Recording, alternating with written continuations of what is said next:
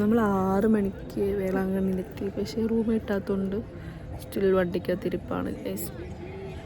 വേളാങ്കണ്ണി വരുന്നവർ ശ്രദ്ധിക്കുക. റൂം കിട്ടുന്ന കാര്യത്തിൽ ഒരു കൺഫർമേഷനും ഇല്ലാത്ത സ്ഥിതിക്ക് റൂമൊക്കെ ചെക്ക് ചെയ്തിട്ട് വരാൻ നോക്കുക. ഞങ്ങൾ പിന്നെ കുറേ അധികം പേര് ആൾക്കാരുള്ളതുകൊണ്ട് റൂം എന്തായാലും നമുക്ക് അത്യാവശ്യമാണ്. ഞാൻ എൻ്റെ ഒരു ഉമ്മ കൊടുത്ത എല്ലാവർക്കും വ്യൂസിനൊക്കെ. മാൻഡിയുടെ ഉമ്മ കിട്ടിയാണ് ഗൈസ്. ഇനി നിങ്ങൾക്ക് എന്ത് വേണം? പല്ല് തയ്ക്കാത്ത മാൻഡിയുടെ ഒരു ഉമ്മ കിട്ടിയിട്ടുണ്ട്. ഉറക്കത്തിൻ്റെ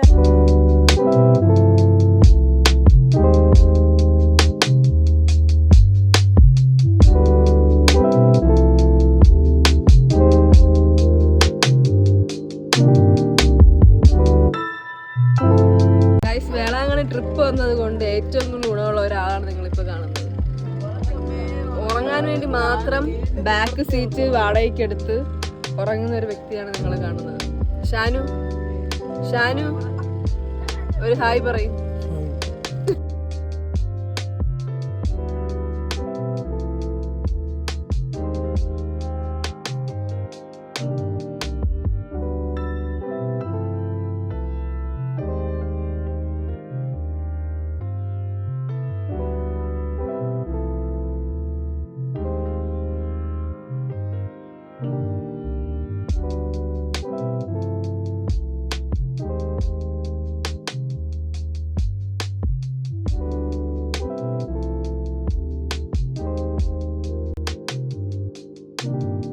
ഗൈസ്, നമ്മൾ കുറേ കഷ്ടപ്പെട്ട് നമുക്ക് അങ്ങനെ റൂം കിട്ടിയിരിക്കുകയാണ്. ആക്ച്വലി ഞങ്ങൾ കുറേ പേരുണ്ട്, പക്ഷെ എല്ലാവർക്കും കൂടെ 2 റൂമാണ് കിട്ടിയിരിക്കുന്നത്.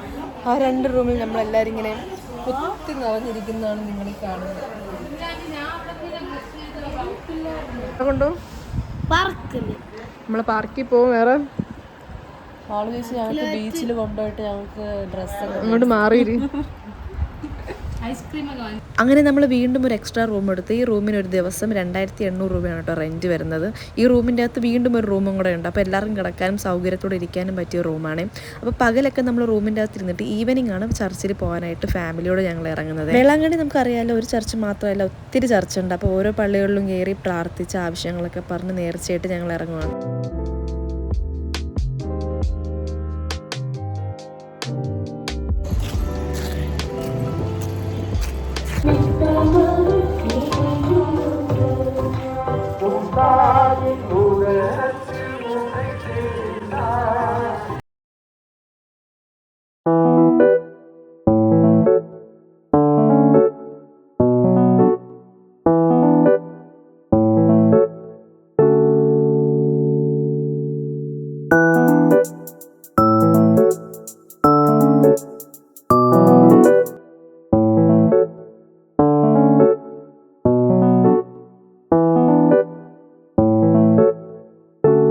ഇതാണ് ഞങ്ങളുടെ അവിടുത്തെ ഷാറുഖ് ഖാൻ, ഇത് അംബാനി, ഇത് സൽമാൻ ഖാൻ.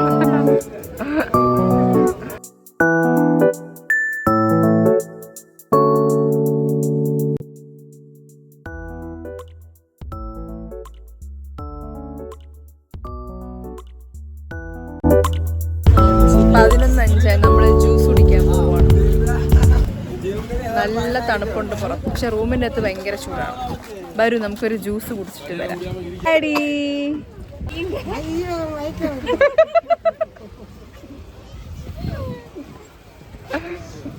അയ്യോ അയ്യോ, തമിഴ്നാട്ടിലെ സോഡ എന്നാണെങ്കിൽ വന്ന് 40 രൂപ, ഓറഞ്ച് ജ്യൂസ് വന്ന് 60 രൂപ.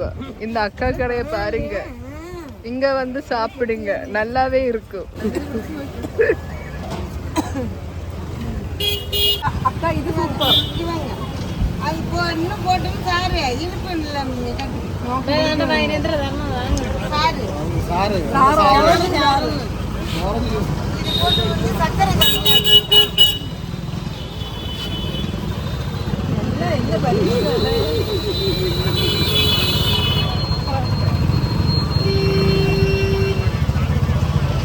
அக்கா கலப்பறது வந்து சோடா நானங்க 25 ரூபீஸ் தான். இங்க லோக்கல் அது நல்ல ஸ்பெஷலா இருக்கு. அங்க வந்து இங்க சொல்றாங்க இங்க தான் சூப்பரா இருக்குங்க. நாங்க அங்க ஆர்டர் ட்ரெஸ் பண்ணாங்க, அங்க தான் சூப்பரா இருந்துச்சு. சூப்பர் அக்கா. விலை ரொம்ப ஜாஸ்தி அக்கா, ரொம்ப ஜாஸ்தி. ஆனா உங்க ஸ்மைல் கியூட்டா இருக்கு.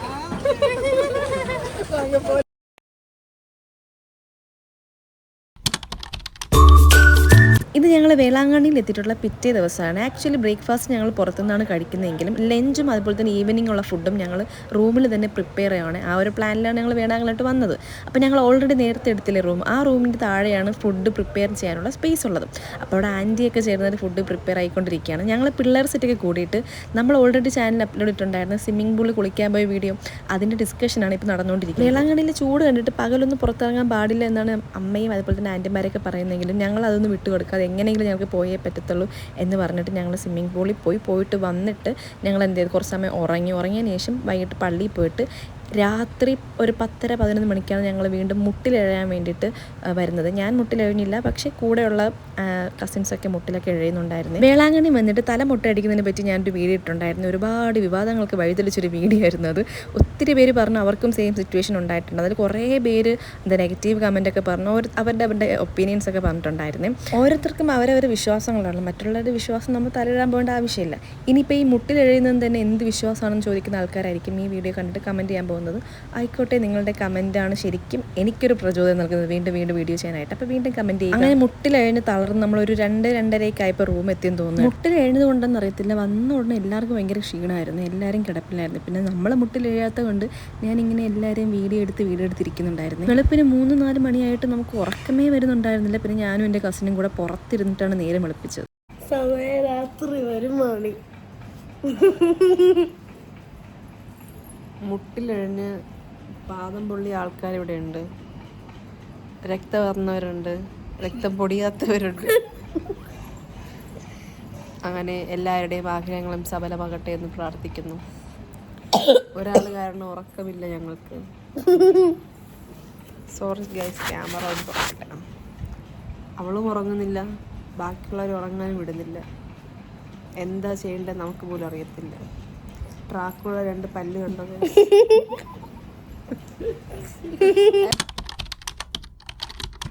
ഇത് 3ാമത്തെ ദിവസം വൈകിട്ടുള്ള സീനാണ് നിങ്ങൾ കാണുന്നത്. അവിടുത്തെ കുർബാനയ്ക്ക് കഴിഞ്ഞിട്ട് ചപ്ര പ്രദക്ഷിണം കൊണ്ടുപോകുന്നതാണ് നിങ്ങൾ കാണുന്നത്.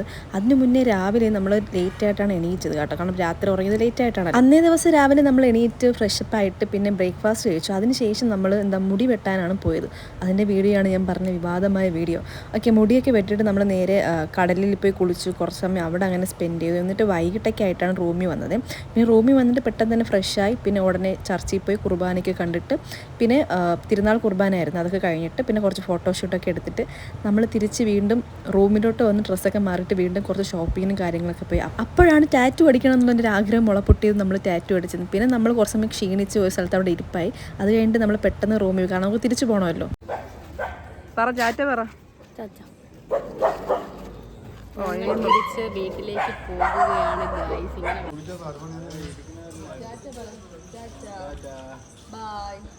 നീണ്ട നാളെന്നല്ല 5 ദിവസത്തെ വേളാങ്കണ്ണി ട്രിപ്പ് കഴിഞ്ഞ് നമ്മളിന്ന് സമയം വരെ വെളുപ്പിന് 3 മണിയാണ്. നമ്മൾ നേരെ വീട്ടിലോട്ട് പോവുകയാണ്. പക്ഷേ വീട്ടിൽ പോകുന്നതിന് മുമ്പ് നമ്മളവിടെ പോവാണ് രാമേശ്വരത്ത് പോയി അവിടെ നിന്ന് ധനുഷ്കോടി പോയി പാമ്പിൻ പാലമൊക്കെ കണ്ടിട്ട് നമ്മൾ നേരെ വീട്ടിലോട്ട് പോവുകയാണ്. അതിനിടയ്ക്ക് വല്ല വാട്ടർഫോൾസും ഉണ്ടെങ്കിൽ നമ്മൾ അവിടെ കുറച്ച് സമയം സ്പെൻഡ് ചെയ്തിട്ടാണ് വീട്ടിലോട്ട് പോകുന്നത്. ടാറ്റു അടിച്ചു. ബൈ.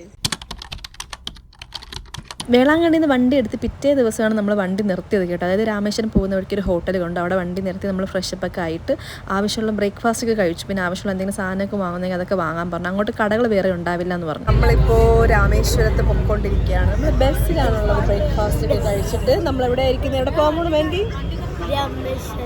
ഉറക്കെ പറയൂ. രാമേശ്വരത്ത് മാൻഡി. എൻ്റെ സീറ്റിലിരിക്കുന്നത്, ഇപ്പോൾ എൻ്റെ സീറ്റിൻ്റെ അടുത്തിരിക്കുന്നത് മാൻഡിയാണ്. മാൻഡിയുമായിട്ട് നമ്മളിപ്പോൾ രാമേശ്വരത്ത് പൊയ്ക്കൊണ്ടിരിക്കുകയാണ് ഗായ്സ്. ഒരു ബൈ പറയൂ.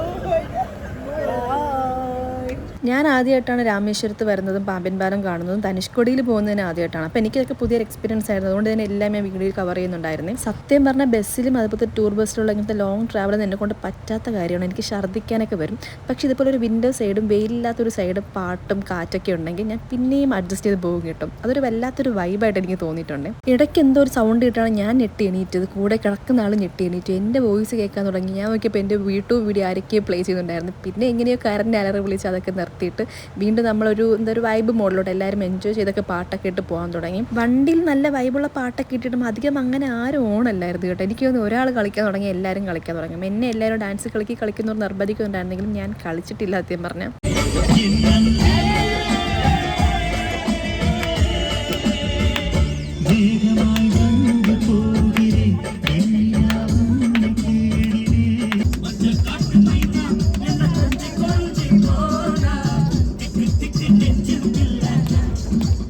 പാട്ട് കേട്ടപ്പോഴത്തേക്ക് എൻ്റെ ശരീരം ഇങ്ങനെ കളിക്കാനുള്ള സിംറ്റംസ് ഒക്കെ കാണിക്കാൻ തുടങ്ങിയാലും മനസ്സങ്ങനെ ഭയങ്കര അതല്ലായിരുന്നു. അപ്പോൾ ഞാൻ കരുതി ഓക്കെ എങ്ങനെയെങ്കിലും മൂടൊക്കെ ഒന്ന് ശരിയാക്കി എൻ്റെ അനിയത്തി വിളിച്ചു വാ ഡാൻസ് കളിക്കാമെന്ന്. അപ്പോൾ അവൾ കിടക്കുന്ന കണ്ടപ്പോഴത്തേക്ക് എൻ്റെ ഉള്ള മൂടും കൂടെ പോയി. അവൾക്ക് ഒന്നിലൊരു ഇൻട്രസ്റ്റ് ഇല്ലാത്ത പോലെയായിരുന്നു. സത്യം പറഞ്ഞാൽ നമ്മളെല്ലാവരും ക്ഷീണിച്ചു യാത്ര ചെയ്ത്. പിന്നെ ഞാൻ കരുതി ഒന്ന് ഡാൻസ് ഒന്നും കളിക്കണ്ട, എങ്ങനെയെങ്കിലും ധനുഷ്കോടി എത്തിയാൽ മതി എന്നായിരുന്നു. അപ്പോഴാണ് അടുത്ത ടെസ്റ്റ്. നമ്മൾ ഈ പോകുന്ന വണ്ടി ധനുഷ്കോടിയിലോട്ട് പോകത്തില്ല. നമ്മൾ ഇടയ്ക്ക് വെച്ച് വണ്ടി സ്റ്റോപ്പ് ചെയ്ത് എക്സ്ട്രാ കാശിട്ട് 2 വണ്ടി പിടിച്ചിട്ട് നമ്മൾ നേരെ ആ വണ്ടിയിലാണ് ധനുഷ്കോടി പോയത്. അപ്പോൾ ഇതുപോലത്തെ ഒരു ടിമ്പോയും അതുപോലെ തന്നെ വേറൊരു കുഞ്ഞു വണ്ടിയായിരുന്നു. അങ്ങോട്ടും ഇങ്ങോട്ട് നോക്കിയിരിക്കാൻ പറ്റുന്ന തരത്തിലുള്ള ഒരു ഓട്ടോ പോലത്തെ ഒരു വണ്ടിയായിരുന്നു. അങ്ങനെ വണ്ടി കയറി സ്ഥലമൊക്കെ പിടിച്ച് ഞാനിങ്ങനെ ഭയങ്കര എക്സൈറ്റ്മെൻറ്റിലായിരുന്നു. കാരണം ഞാൻ PG പഠിക്കുന്ന സമയത്ത് ഡിസാസ്റ്റർ മാനേജ്മെൻറ്റാണ് ഞാൻ പഠിച്ച കോഴ്സ്. അപ്പോൾ ഇങ്ങനെ ഡിസാസ്റ്റർ വന്ന് നശിച്ചുപോയ സ്ഥലങ്ങളൊക്കെ അങ്ങനെ ധനുഷ്കോടി ഞാൻ കേട്ടിട്ടുണ്ട്, അവിടുത്തെ കാര്യങ്ങളെക്കുറിച്ച് പറഞ്ഞിട്ടുണ്ട്. അപ്പോൾ എനിക്ക് ഭയങ്കര എക്സൈറ്റ്മെൻ്റ് ആയിരുന്നു ധനുഷ്കോടിയിൽ പോകണം, അവിടുത്തെ കാര്യങ്ങളൊക്കെ കാണാനായിട്ട്. ഒരു വീട് പോലും അവിടെ ഇല്ലായിരുന്നു കേട്ടോ. അത്രയ്ക്കും പ്ലെയിനായിട്ട് ഫുള്ളും കാട്, പിന്നെ ഭയങ്കര അപ്പുറത്തും കടൽ, ഭയങ്കര കാറ്റായിരുന്നു. പിന്നെ അവിടുത്തെ പ്രത്യേകത എന്ന് പറയുമ്പോൾ മണ്ണൊക്കെ ഭയങ്കര വൈറ്റ് സാൻഡായിരുന്നു. പിന്നെ കുറേ ബുഷസൊക്കെ ഉണ്ടായിരുന്നു. കടൽ ഭയങ്കര കാറ്റായിരുന്നു, ഭയങ്കര ശക്തിയിലോട്ട് വരുന്നതാണ്. ഇടയ്ക്കിടയ്ക്ക് പോകുന്ന സമയത്ത് കടലിൻ്റെ കളറൊക്കെ വേറെ ഡിഫറെൻ്റ് ആയിരുന്നു. ഭയങ്കര ബ്ലൂ ആയിട്ടും ഡാർക്ക് ബ്ലൂ ആയിട്ടൊക്കെ കണ്ടിട്ടുണ്ടായിരുന്നു. പിന്നെ നമ്മൾ വണ്ടിക്കകത്തിരുന്ന് ഫുൾ ധനുഷ്കോടിയുടെ ചരിത്രം പറയലായിരുന്നു. പിന്നെ ഞാൻ ഗൂഗിൾ നോക്കി ഏത് വർഷമാണ് സൈക്ലോൺ വന്നതും അവിടെ എന്തൊക്കെയാണ് സംഭവിച്ചെന്നൊക്കെ പറഞ്ഞിട്ട് ഇങ്ങനെ നോക്കിക്കൊണ്ടിരിക്കുന്നുണ്ടായിരുന്നു. സത്യം പറഞ്ഞ ഒരു എക്സൈറ്റ്മെൻ്റ് ആയിരുന്നു, അതിനുള്ളൊരു ക്യൂരിയോസിറ്റിയും കൂടെ ഉണ്ടായിരുന്നു കേട്ടോ. ഭയങ്കര വിജനമായൊരു സ്ഥലമായിരുന്നു. അങ്ങോട്ടും ഇങ്ങോട്ടൊക്കെ വണ്ടികളൊക്കെ പോകുന്നുണ്ടെങ്കിലും ധനുഷ്കോടി എത്തിക്കാനപ്പോൾ ഇത്രയും ക്രൗഡ് ഉണ്ടായിരുന്നു സ്വപ്നത്തിൽ പോലും വിചാരിച്ചില്ല.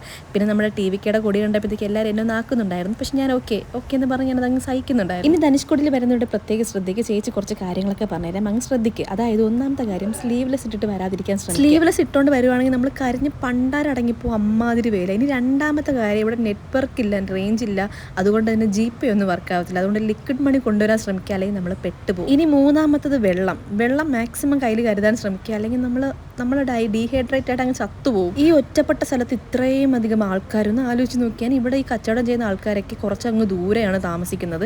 അവർ ഈ കച്ചവടത്തിന് വേണ്ടി മാത്രമാണ് ഇത്രയും ദൂരം വന്ന് ഇവിടെ ഇങ്ങനെ കടയൊക്കെ ഇട്ടിരിക്കുന്നത്. 1964 ഉണ്ടായ സൈക്ലോണിന് ശേഷം ധനുഷ്കോടി ഒരിക്കലും മനുഷ്യന്മാർക്ക് താമസിക്കാൻ അനുയോജ്യമായ ഒരു സ്ഥലമല്ലാത്തതുകൊണ്ടാണ് ഈ സ്ഥലത്തിനെ ഗോസ്റ്റ് ടൗൺ എന്ന് വിളിക്കുന്നത്. അതുകൊണ്ട് തന്നെ ഇവിടെ സെൽ ടവർ ഒന്നും ഇല്ലാത്തതുകൊണ്ട് നമുക്ക് ഇന്ത്യൻ സിമ്മിനോട് റേഞ്ച് കിട്ടില്ല. ചിലപ്പോഴൊക്കെ ശ്രീലങ്കൻ റോമിംഗ് നെറ്റ്വർക്ക് കിട്ടാനുള്ള ചാൻസ് ഉണ്ട്. ക്യൂരിയോസിറ്റി കുറച്ച് കൂടുതലായതുകൊണ്ട് ഞാൻ അവിടുത്തെ ലോക്കൽ ആളോട് ചോദിക്കുന്നുണ്ടായിരുന്നു, എന്തെങ്കിലും എമർജൻസി ഉണ്ടെങ്കിൽ എങ്ങനെ ആൾക്കാർ, അതായത് ഗ്രാമത്തിലുള്ള ആൾക്കാരായിട്ട് കോൺടാക്ട് ചെയ്യുന്നത്. അപ്പോൾ അവർ പറഞ്ഞത് കുറച്ചും കൂടെ അങ്ങോട്ട് പോകുമ്പോൾ സെൽ ടവർ കിട്ടുന്ന സ്ഥലത്ത് പോയിട്ട് ആൾക്കാരെ വിളിച്ച് കമ്മ്യൂണിക്കേറ്റ് ചെയ്ത് വീണ്ടും അവർ തിരിച്ച് ഇങ്ങോട്ട് വരും.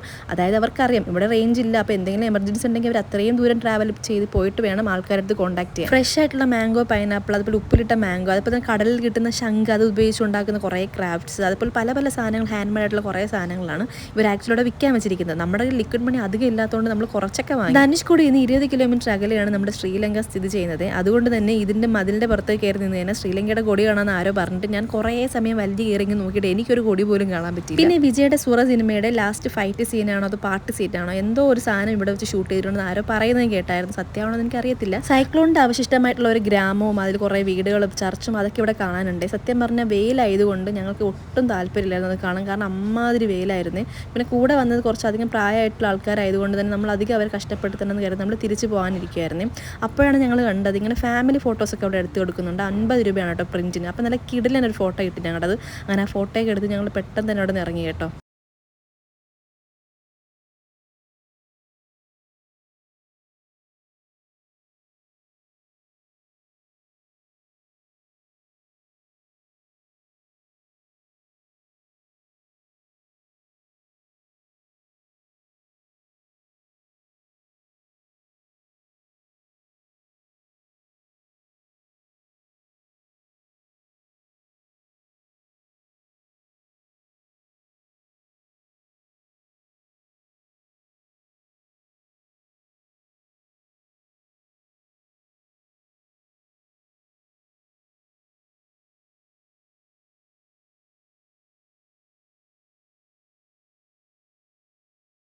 നമ്മൾ തൂത്തുക്കുടി വഴിയാണ് കേരളത്തിലോട്ട് പോകുന്നത്. അപ്പോൾ ആ പോകുന്ന വഴിക്ക് തൂത്തുക്കുടി തന്നെ ഏറ്റവും പ്രശസ്തമായിട്ടുള്ള ഒരു മാതാവിൻ്റെ ചർച്ച് ഉണ്ടെന്ന് പറഞ്ഞു കേട്ടു. അപ്പോൾ നമ്മൾ കരുതി അങ്ങോട്ടും കൂടെ പോകാമെന്ന്. അങ്ങനെ ആ ചർച്ചും കൂടെ കണ്ടിട്ടാണ് നമ്മൾ വീട്ടിലോട്ട് പോകുന്നതും. ഇതാണ് പ്രശസ്തമായ ചർച്ച്. ഇവിടെ വലിയൊരു തേര് വലിക്കാറുണ്ട് കേട്ടോ. ആ തേര് വലിക്കുന്ന സമയത്ത് ഇവിടുത്തെ ലൈൻ കമ്പിയൊക്കെ അവർ താൽക്കാലികമായിട്ടൊക്കെ എടുത്ത് മാറ്റാറൊക്കെ ഉണ്ടെന്ന് പറയും. അത്രയ്ക്ക് വലിയൊരു തേരാണ്. അപ്പോൾ ആ പള്ളിയിൽ വന്ന് സത്യം പറഞ്ഞ ഒരു സമാധാനമൊക്കെ ഉണ്ടായിരുന്നു. പള്ളിക്കകത്തിരുന്ന് പ്രാർത്ഥിച്ചിട്ട് നമ്മൾ അവിടെ നിന്നും പെട്ടെന്ന് ഇറങ്ങി. ഇവിടെ നിന്ന് തന്നെ നൈറ്റിലുള്ള ഡിന്നറും കഴിച്ച് നമ്മൾ വണ്ടിയിലോട്ട് കയറിയിട്ട് അങ്ങനെ നമ്മൾ ട്രിപ്പിൻ്റെ ലാസ്റ്റ് ഡെസ്റ്റിനേഷനിൽ നമ്മൾ എത്തിയിരിക്കുകയാണ്. ആക്ച്വലി ഒരു തൂത്തുക്കുടിയുള്ള ഒരു അവർ ലേഡി ഓഫ് സ്നോസ് ബെസിലിക്ക എന്ന് പറഞ്ഞ മാതാവിൻ്റെ ചർച്ചിലാണ് നമ്മൾ എത്തിയിരിക്കുന്നത്. ഇതോടുകൂടി നമ്മൾ എല്ലാം അവസാനിച്ചുകൊണ്ട് വീട്ടിലേക്ക് എത്തുകയാണ്. ഞങ്ങളുടെ ഫാമിലി ട്രിപ്പിൻ്റെ അവസാന ദിവസത്തിലേക്ക് ഞങ്ങൾ കടന്നിരിക്കുകയാണ്. ഇത്ര ദിവസം ഇത്രയും നാൾ എൻ്റെ കൂടെ എൻ്റെ വീഡിയോ വഴി എൻ്റെ കൂടെ എൻ്റെ വീഡിയോസ് കണ്ട് എന്നെ സപ്പോർട്ട് ചെയ്ത എല്ലാ നല്ല നാട്ടുകാർക്കും വീട്ടുകാർക്കും എൻ്റെ സബ്സ്ക്രൈബ്സിനും വളരെ വളരെ നന്ദിയുണ്ട്. അപ്പോൾ ഞങ്ങളുടെ ഫാമിലി ട്രിപ്പ് വ്ളോഗ് ഇവിടെ അവസാനിക്കുകയാണ്. വീണ്ടും അടുത്ത വ്ളോഗുമായിട്ട് നമുക്ക് വീണ്ടും കാണാം. ടാറ്റാ.